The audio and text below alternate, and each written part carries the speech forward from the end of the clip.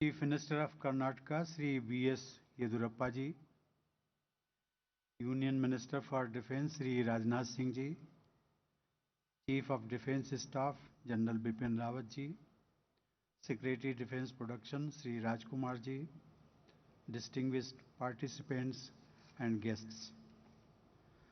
I am delighted to be here today among you all for the valedictory ceremony of the 13th edition of Aero India and to witness the grand international Aero Show. The participation of defense ministers and senior defense officials from several nations and many business leaders from around the world has added a significant value to this event.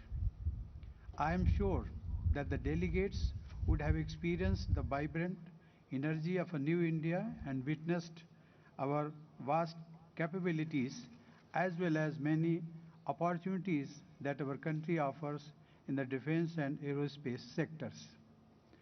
I am also sure that this event provided the participating nations and industries an ideal platform to exchange ideas and forge partnerships.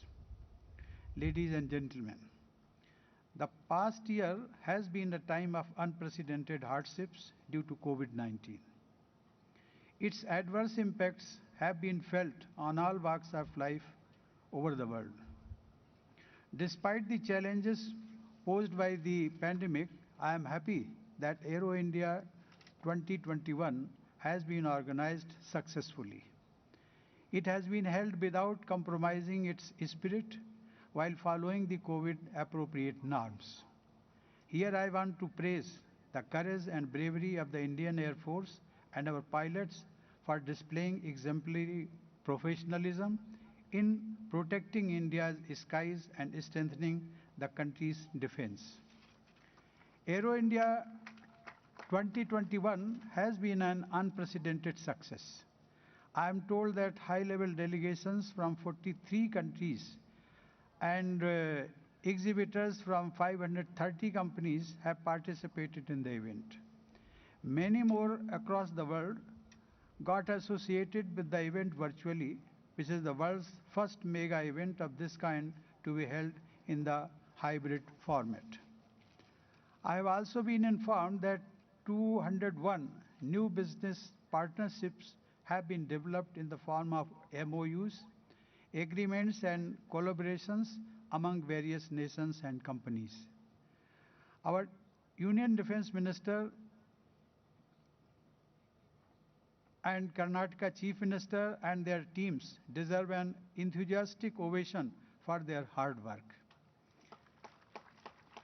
Also, the delegates, participants and business leaders who have travelled long distances and ensured the success of this event, they all deserved special appreciation.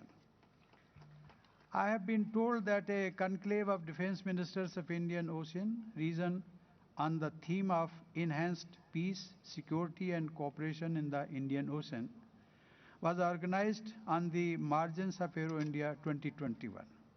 It is a matter of great significance that as many as 28 IOR countries participated in it. India has always been an ardent advocate of universal peace and development. IOR is an important reason because of its rich natural resources and strategic location. We have floated the idea of Sagar, which stands for security and growth for all in the region, to promote cooperation in the Indian Ocean region. It is important that IOR nations focus on fostering political, economic, cultural and defense cooperation. We have always been ready to share our expertise and resources with all IOR nations for planning and coordination in humanitarian assistance and disaster relief.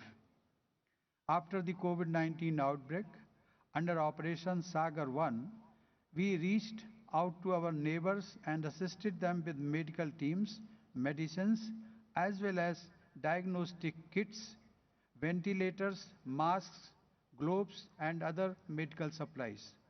In keeping with India's stated commitment to use its vaccine production and delivery capacity to help the entire humanity fight the COVID-19 pandemic, supplies under grant assistance to our friendly foreign nations have already begun.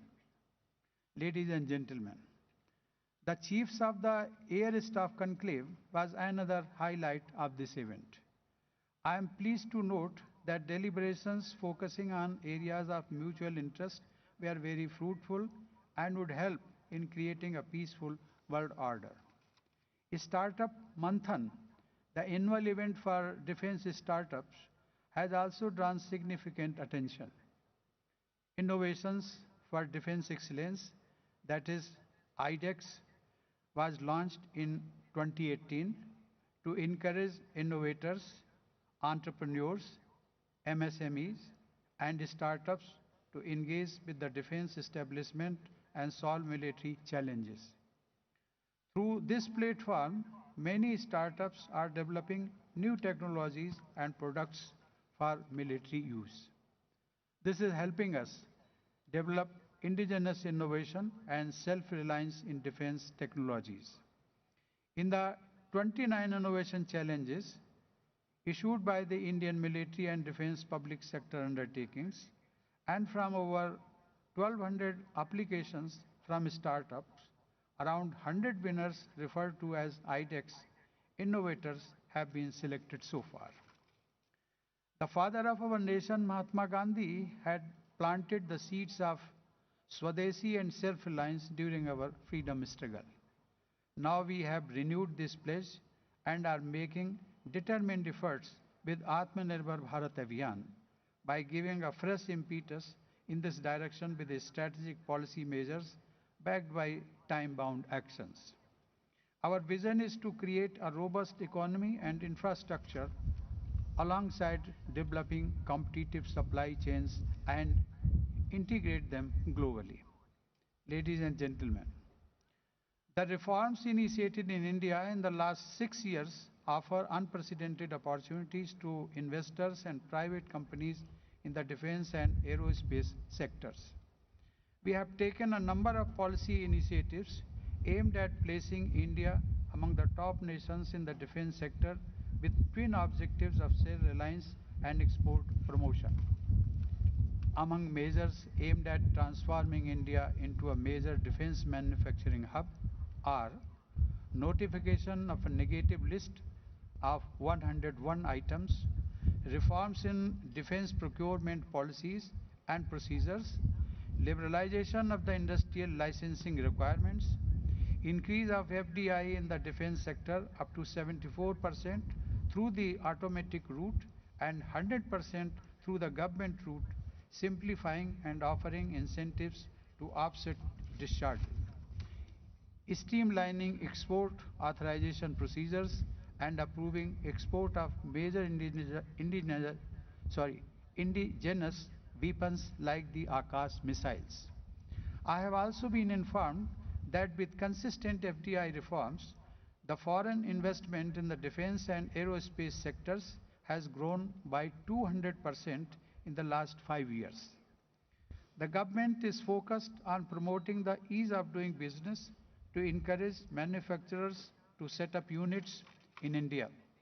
The defense sector has also been witnessing steady liberalization. Industrial licensing requirements have been eliminated for a number of items. The processes for industrial license and export authorizations have been simplified and made online.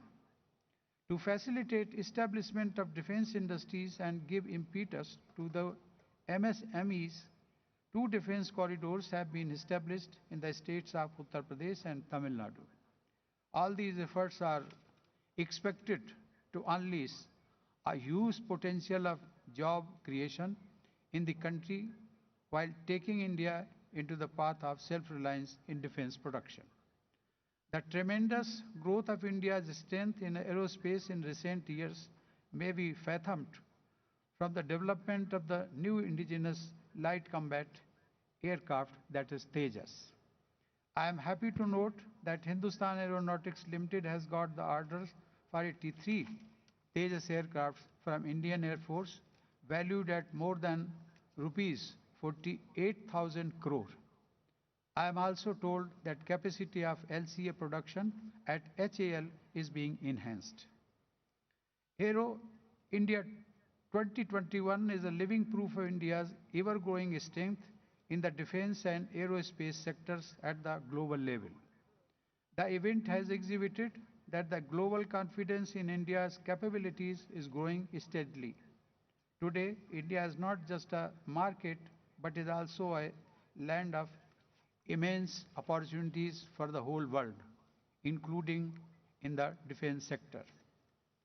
I am confident that the 13th edition of Aero India will contribute significantly towards strengthening India's self-reliance in the defense sector as well as establishing India as a manufacturer for the whole world. I wish you all the best in your endeavors. Thank you. Jai Hind. Please rise for the national anthem.